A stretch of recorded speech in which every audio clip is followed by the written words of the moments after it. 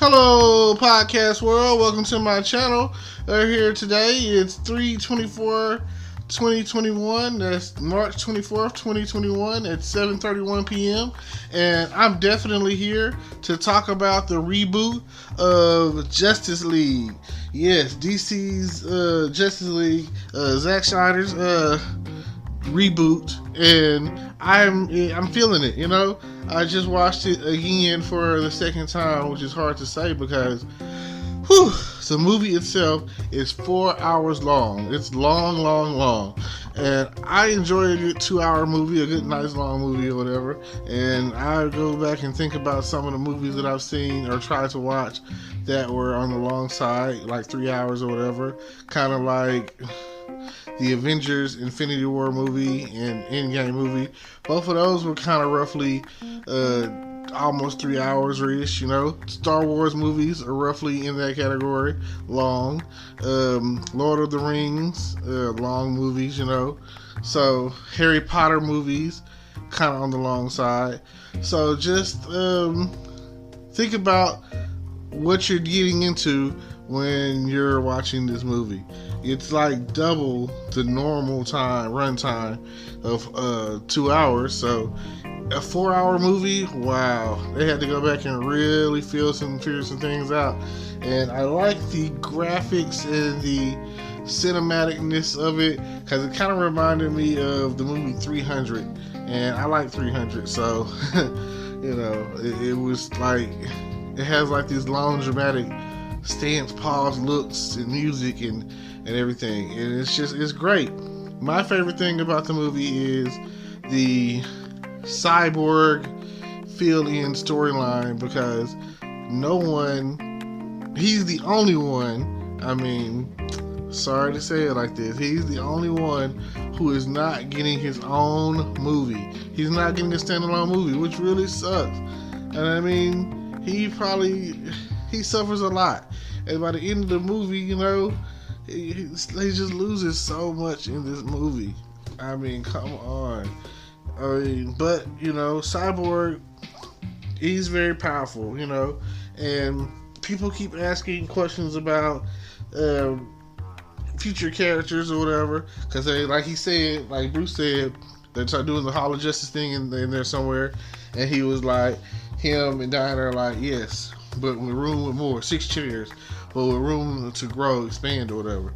And I feel like they got Green Lantern, talks of Green Lantern somewhere floating around out there, because the first one with Ryan Reynolds didn't really fit the standard of what a Green Lantern movie should probably be. And it wasn't horrible, it just wasn't great. It was just not, I don't know, somewhere along the way, DC forgot how to make good superhero movies.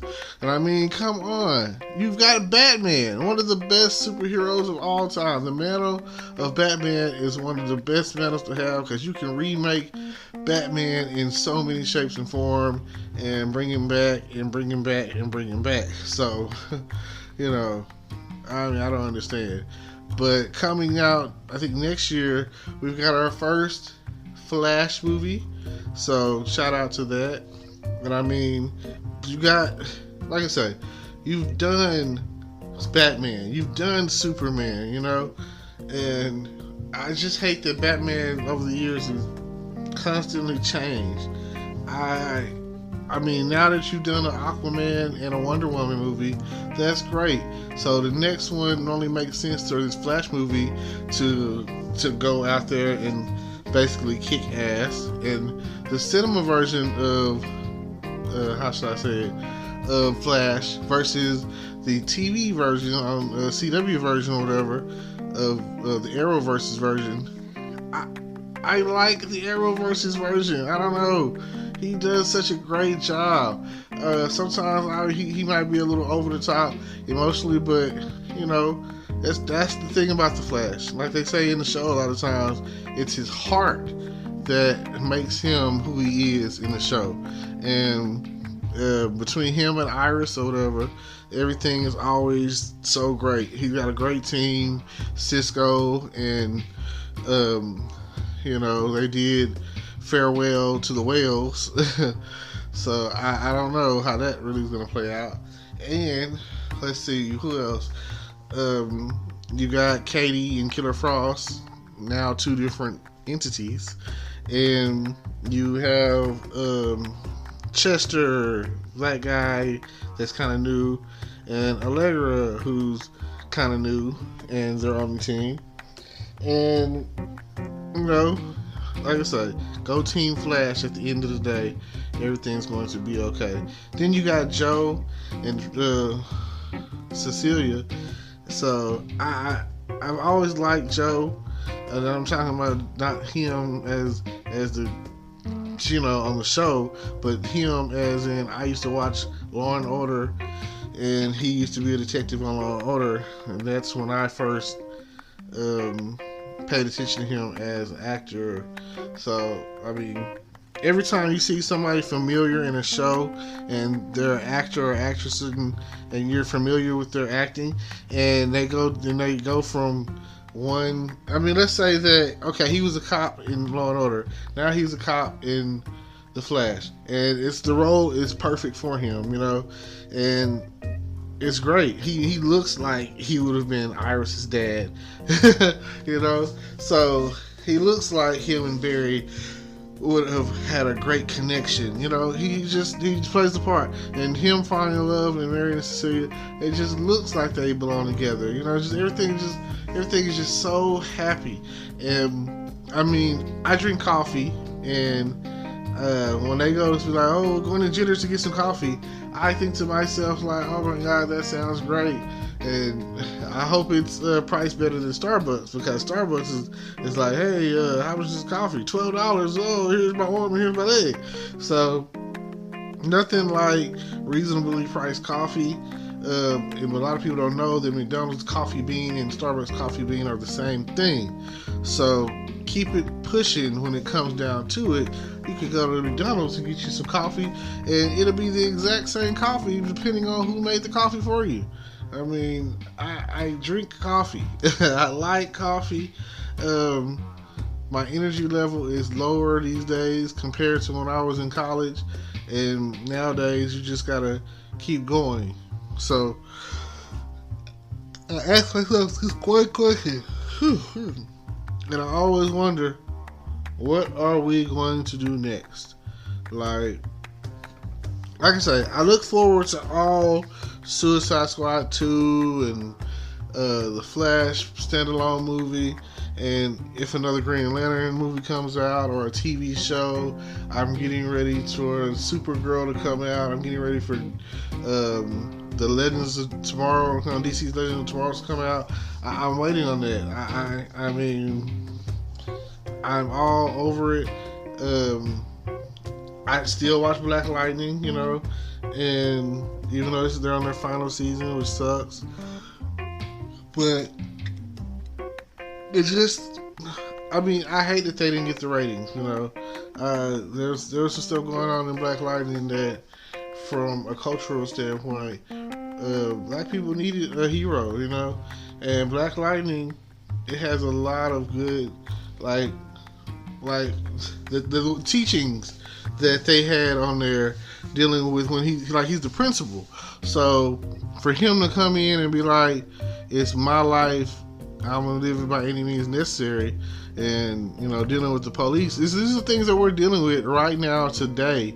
So it just sucks. I mean, like when they talk about green light is like crack and drugs of any nature, you know. So we're trying to clear our streets of these drugs and drug dealers, and they're everywhere. It doesn't matter what city you live in, they're everywhere.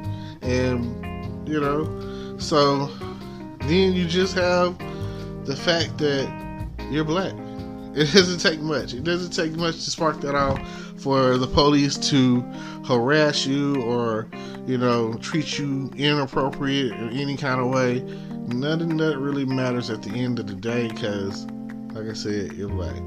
So, and it seems like all the black TV superhero shows, you know, Black Lightning, Luke Cage, you know, and you probably could go down the list, but I'm just going off of what's current, don't seem to get a strong following for some reason. It's already bad enough that a lot of people might not be into the whole superhero comic book scene and might not know who's what and what's who and all this and that, but come on. So yeah, and I mean, I've been watching all of this stuff when it first came out with Daredevil and Jessica Jones, Luke Cage, Iron Fist, the Defenders, you know, they all came together one night, and you know, it's all good. It's all good. Oh, Punisher. Oh man, I don't know if he's gonna get a new season, but the dude that plays Frank Castle, that plays Punisher in Netflix the series, he is the ideal guy. He is the Punisher. Like, when it comes down to, you know, it's just like Robert Downey Jr. is freaking Tony Stark. So, you know, there's some casting that's been done out there that's perfect for the part. So, but I look forward to seeing the Flash from the DC CU, I guess, DC Cinematic Universe, if that's how they're trying to put it out there, like Marvel. And I look forward to seeing him in his own movie going up against Captain Cold and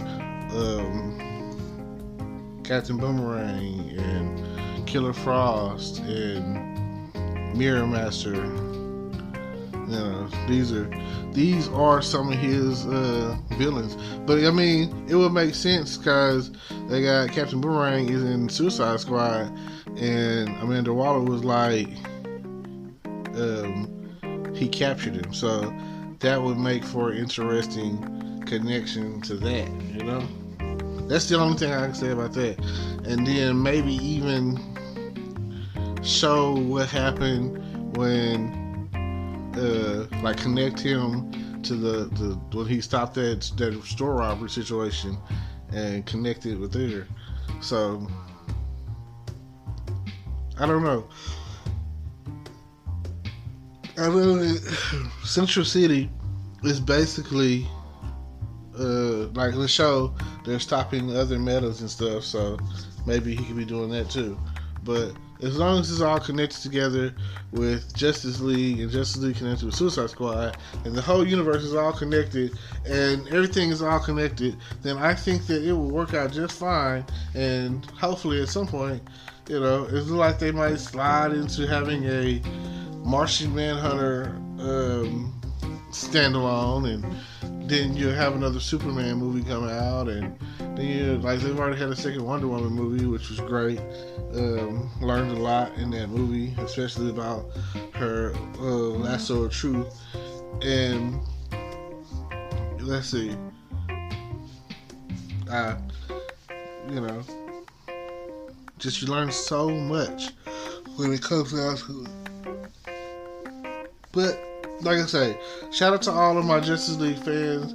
Shout out to all of the people that took the time to sit through 4 hours of Zack Snyder's Justice League Reboot. And shout out to everyone who is definitely DC Marvel superhero type fan. And without y'all, there would be no them. And without them, there would, like, be no a lot of things. You never know. You never know what those influences really do to people. Cause on Marvel's, no, it's on DC's Legend of Tomorrow. They referenced how the movies that Frank Lucas made, which is like Indiana Jones and Star Wars or whatever, was the reason why they became who they became. So just something to think about. See y'all at the top. World peace and all that. Bring it. And see y'all later. Thanks for tuning in. Hello YouTube world, welcome to my channel. Don't forget to like, comment, subscribe, and hit the notification bell so you can be notified when I drop hot content like this, and stay tuned for the next video.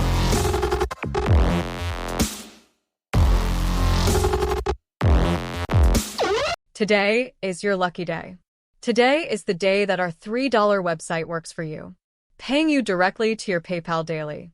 Imagine $3 ongoing continuous payments to your PayPal account. Imagine falling asleep and waking up to $300 in your PayPal account. How would this make you feel? How could this help you? What bills could you pay? What kind of fun could you have? What does that retirement look like now?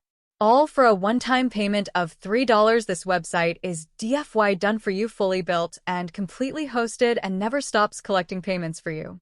You have spent $3 on coffee on a regular, but that coffee won't help you create multiple streams of income.